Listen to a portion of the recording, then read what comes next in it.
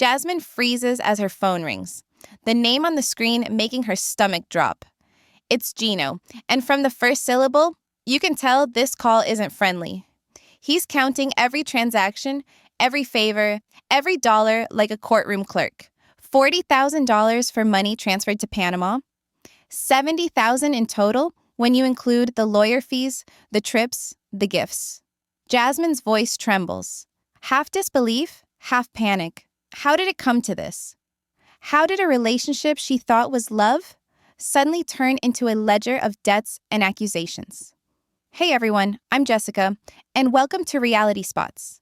Hit subscribe and comment below if you think love should ever be measured in receipts. Today, we're peeling back a scandal that has everyone talking. The timing couldn't be worse.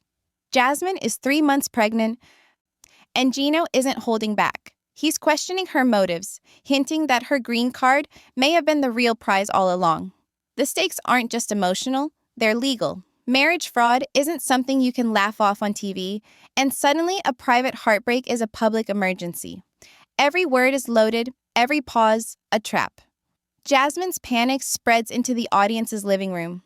You feel her racing heartbeat, her mind flipping through every memory, wondering which of her moments with Gino were genuine and which were strategic. Then there's the social judgment. It's airing on national television, and the entire country is watching. Families, friends, strangers, everyone has an opinion. And Jasmine's mind is spinning. Will anyone believe her side? Did she make a terrible mistake? Or is she being unfairly weaponized by Gino? The suspense builds with each detail Gino reveals. Receipts for money transfers, dates for trips, a meticulous accounting of every cent spent, every favor given. He's turning love into a courtroom drama, and Jasmine is trapped on the witness stand. Every gesture she thought was romantic now feels like evidence in a trial she didn't agree to. And just when you think it can't get worse, the green card accusation lands like a hammer. A mix of fear, shock, and betrayal paints her face. Will she crumble? Will she push back? Or will this call redefine her entire life and the life of her unborn child? The first crack in their relationship has opened wide, and the rest of the story is about to explode. The receipts are just the beginning, and the consequences are far from over. Stick around, because by the end of this episode, the ledger isn't just numbers. It's going to reveal secrets nobody saw coming, to get messier. And the open marriage dynamic is about to collide with family pressure in ways nobody could. Jasmine's frustration is palpable. She's juggling 2 families, 2 cultures, and one massive secret that's about to explode. Her family in Panama has no idea about Matt or the open marriage, while her American family is in the dark about the pregnancy and the full extent of her entanglements. Every conversation feels like walking on a tightrope. She wants honesty, but she also fears judgment, shame, and backlash from both sides. Religion adds another layer. Her American family, devout and traditional, would not just question her choices, they'd see them as moral failings. Matt's hesitation makes sense in context. He worries about offending elders, breaking hearts, and drawing criticism that could spiral into gossip. Superstitions and cultural expectations weigh heavily. Every move feels loaded with meaning, as though one misstep could permanently damage relationships that took years to build. Matt treads carefully. He's pragmatic, trying to time revelations, gauge reactions, and protect both Jasmine and himself. While Jasmine vents and explodes with frustration, he's quietly calculating, should they tell both families at the same time? Should they stage a gentle disclosure? How much detail is safe? He knows any misstep could fuel more drama, not just on camera, but at family gatherings, community events, and social circles. The emotional strain is relentless. Jasmine feels cornered, caught between obligation and self-preservation. Matt feels responsible, pulled in multiple directions, weighing cultural norms against honesty. Their interactions become a negotiation, a push and pull of authority and empathy. Boundaries blur, expectations clash, and neither feels fully in control. Cross-cultural stress isn't just about language or traditions. It's about values, ethics, and what each person owes to others. Here, every choice carries consequences beyond personal discomfort. Jasmine's emotional venting and Matt's careful diplomacy highlight a clash between impulsive honesty and strategic caution. The tension simmers, unresolved. Could one misstep, one badly timed revelation, push Jasmine into another public meltdown? Could cultural expectations and family pressure make this spiral even further, affecting everyone involved? Gino's pacing in the gym is almost comical. Sweat drips down his forehead, but it's not just a workout, it's preparation, mental and physical, for the confrontation he's been planning for weeks. He wraps his hands around dumbbells with precision, counting reps aloud, as if each curl and press is a rehearsal for the words he's about to unleash. His form isn't perfect, but the intent is unmistakable. He's building focus, endurance, and confidence for a moment that could change everything. Even the faint grunt after a particularly heavy lift carries the weight of anticipation. While Gino pumps iron, his mind races through scenarios. He imagines Jasmine's face when he mentions the receipts, the Panama transfers, the total she supposedly owes him. He envisions her panic, the shock, the way her voice might waver as she tries to argue back. Every detail is rehearsed, tone, pauses, timing. It's psychological warfare without threats of violence. A chess match played entirely with emotion, leverage, and meticulous timing. Humor bubbles in the absurdity of the moment. Gino, shirt-soaked, flexing in the mirror like a man preparing for battle, is both ridiculous and intimidating. Even the audience watching this unfold can't help but notice the intensity paired with the incongruity.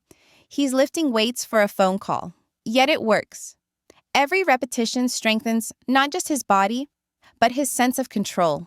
He's telling himself he's ready for the storm, that he's in command of the narrative, that he will dictate the pace of the conversation before Jasmine can regain any ground. The buildup isn't just for show. Anticipation magnifies the emotional stakes. By the time he calls, Gino has framed the entire confrontation in his mind.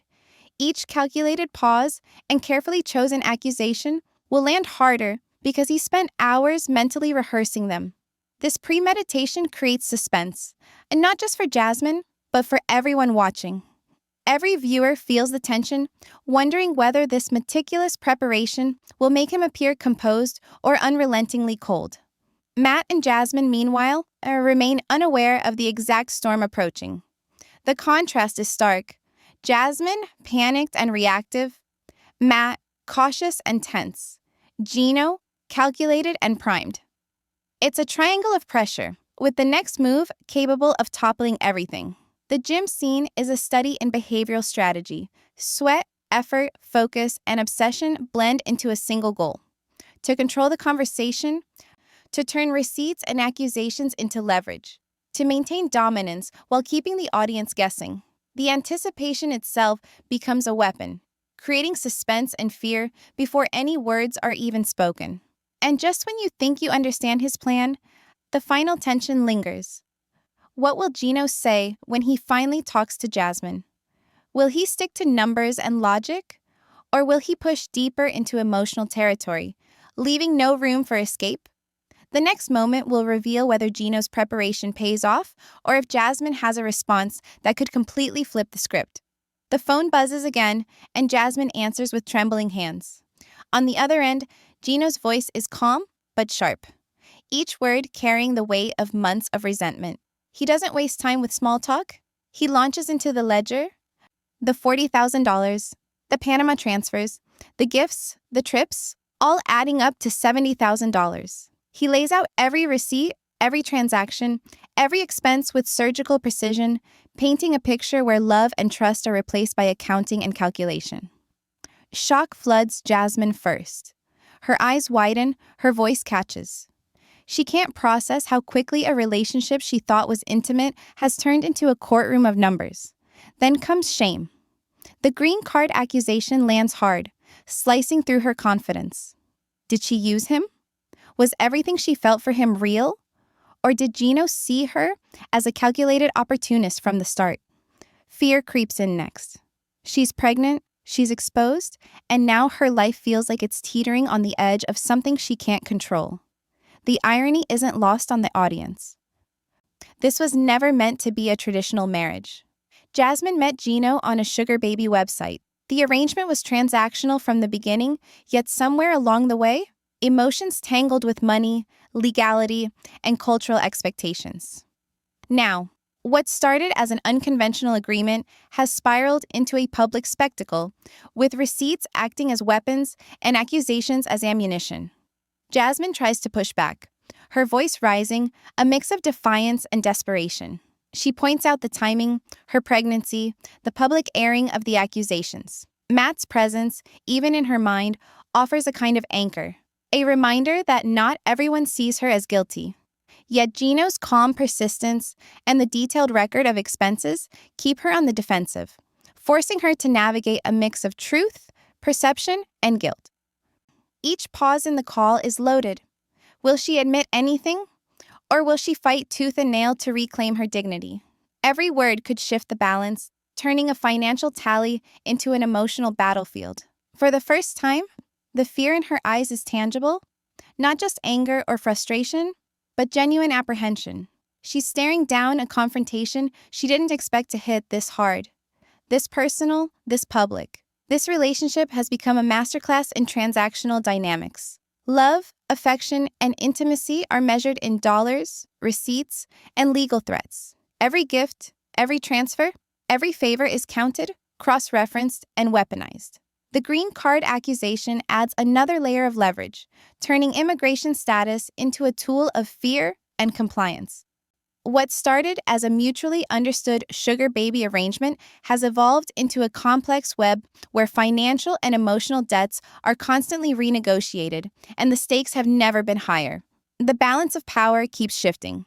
One moment, Jasmine feels cornered and vulnerable. The next, she asserts herself with fierce emotional intelligence. Gino alternates between calculated authority and emotional provocation, his meticulous record-keeping functioning as a psychological hammer. Both are predators and victims in different moments, both navigating high stakes, both trying to secure dignity, leverage, or protection. Watching them, you can see how easily human behavior bends under pressure. Fear, guilt, and the need for validation collide with anger, pride, and strategic calculation. The most fascinating part is the emotional investment. Jasmine isn't just reacting to money or threats, she's responding to perceived betrayal, public scrutiny, and the looming responsibility of motherhood. Gino isn't just demanding repayment, he's processing heartbreak, perceived manipulation, and the need to assert control over what he sees as a wrong. Their actions are rarely about logic alone. They are deeply human, rooted in instinct, culture, and emotion. Understanding this behavior doesn't excuse manipulation, nor does it justify cruelty. It offers insight into why people make extreme decisions under pressure, why emotions and strategy often collide, and why relationships in high-stakes situations can feel like a battlefield. When affection becomes currency, every word, gesture, and decision carries weight far beyond what is visible on screen. In the end, control is an illusion. Each move is a negotiation of power and vulnerability. Every interaction a test of endurance and strategy. The moment Jasmine's confrontation with Gino aired, social media erupted. Comments flew in like wildfire, memes popped up within hours, and fans dissected every word, every pause, every expression. On Twitter, people debated who was right, who was wrong, and who deserved it more. TikTok clips looped the most dramatic reactions, while Reddit threads tried to piece together timelines, receipts, and alleged motivations. The public was no longer just watching. They were judging, commenting, and sometimes even dictating the narrative. But the online version of events is rarely the full story. Fans only see fragments: the shouting, the tears, the accusatory tone. They don't see the private deliberations, the cultural nuances, or the unspoken fears driving both sides. What looks like manipulation in a meme might be someone trying to protect themselves. What seems like overreaction may be years of accumulated tension and hurt. Reality TV packages emotion into digestible drama, simplifying layers of behavior into clear villains and victims. The result is a distorted mirror where perception often outweighs fact. For Jasmine and Matt, the psychological impact is real. Public shaming amplifies guilt, anxiety, and defensiveness. Every misstep is magnified, every reaction judged. Fans online are relentless, often assigning moral labels to people who are already navigating impossible choices. The scrutiny doesn't just add stress, it can change behavior, influence decisions, and make private matters almost impossible to resolve quietly. Even small interactions carry the weight of potential virality, adding a pressure cooker effect to every call, every conversation, every public statement. Watching this unfold reminds us that online judgment is a powerful force. It can escalate conflict, distort truth, and increase the emotional toll on those involved. Every fan comment, every meme, and every reaction becomes another layer of consequence. Another reminder that personal life has been made public. Matt finds himself trapped between loyalty, ethics, and the public eye. He agreed to an open marriage, knowing the cameras were watching, but reality has proven far messier than he imagined. Every decision is weighed against multiple pressures. His commitment to Jasmine, the potential fallout with her families in Panama and the US, and his own moral compass. He wants to protect Jasmine, but he also wants to avoid making choices that could make him the villain in someone else's story. His hesitation isn't laziness, it's strategy. He calculates, pauses, and weighs consequences before acting, understanding that any misstep could spiral into public judgment. If he discloses too much to one family, he risks betrayal or shame. If he stays silent, he risks trust and emotional distance.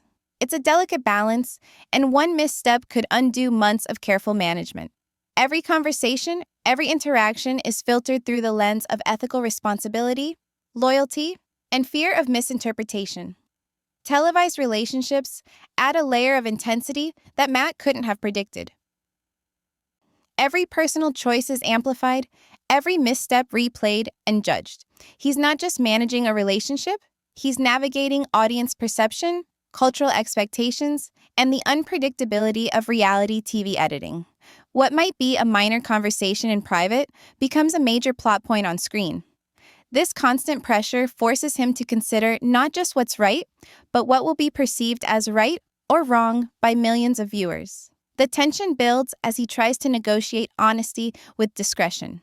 He wants to respect Jasmine, honor commitments, and protect both families from unnecessary hurt, but each decision carries the risk of emotional fallout.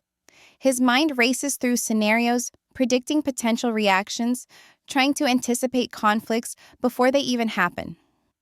The question hanging over every choice is whether his careful diplomacy will stabilize the situation or become the spark that ignites further drama. Every pause, every decision, every measured word could either protect the fragile balance or backfire spectacularly. Gino's world has shrunk to one focus: betrayal. From his perspective, everything Jasmine said, every action she took, every choice he didn't anticipate, has piled into a single overwhelming feeling. He isn't just angry, he's hurt, humiliated, and exhausted by the layers of emotional debt he feels he has accrued. To him, this isn't about petty arguments or fleeting disagreements. It's about trust, broken in the most fundamental way. He invested years, money, and emotional energy into a relationship that now feels like it was built on calculation rather than affection. The heartbreak isn't silent, it's written in his preparation, in the way he replays conversations in his head, in the meticulous accounting of every transfer, every gift, every favor. He thinks in numbers because numbers to him are proof. Proof that he was manipulated, proof that the emotional bond he trusted may have been transactional from the start. He rereads receipts like evidence, analyzing the timing of every payment and every interaction, trying to make sense of the chaos with something concrete. Yet, even as he leans on logic, the raw emotional sting of betrayal seeps in, reminding him that relationships are never purely numbers. Gino's strategy is precise because he believes precision is the only way to reclaim control. Each call, each letter, each confrontation is premeditated. He knows timing is everything. The green card accusation, the $70,000 tally, the mention of Panama transfers, all are carefully layered to maximize impact. He anticipates reactions, imagines defenses, and prepares counters. The goal isn't just to accuse, it's to establish authority, to set the emotional tone, and to force the other party to navigate his terms. Every calculated pause, every deliberate word, transforms a simple conversation into a high-stakes negotiation. Yet, the tension between emotion and calculation is constant. His anger simmers just beneath the surface, threatening to override strategy, but the premeditation tempers it. He knows that losing control publicly could shift audience perception, casting him as the villain instead of the aggrieved party. Gino is walking a narrow line, balancing the raw intensity of heartbreak with the cold structure of methodical planning. This duality creates a fascinating behavioral dynamic.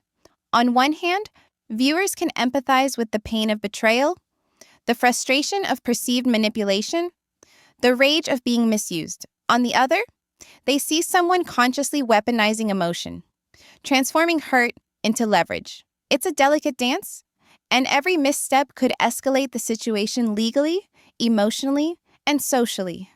The impact of premeditation is powerful. It frames the narrative in his favor, but also creates pressure. Anticipating Jasmine's responses, calculating timing, rehearsing delivery, it's exhausting, and yet necessary from his perspective. Every interaction becomes a strategic move. Each pause, a test of patience. Each accusation, a way to establish dominance. Even as Gino channels anger into strategy, the risk grows. Miscalculations could trigger legal complications, public backlash, or further emotional fallout. The careful architecture of his confrontation carries as much potential for escalation as it does for resolution. He's operating on the edge, where emotion and calculation collide in a high-stakes psychological battlefield. With heartbreak fueling strategy, could Gino's next move push both legal and personal stakes beyond repair? Or will his meticulous planning finally gain control of the chaos?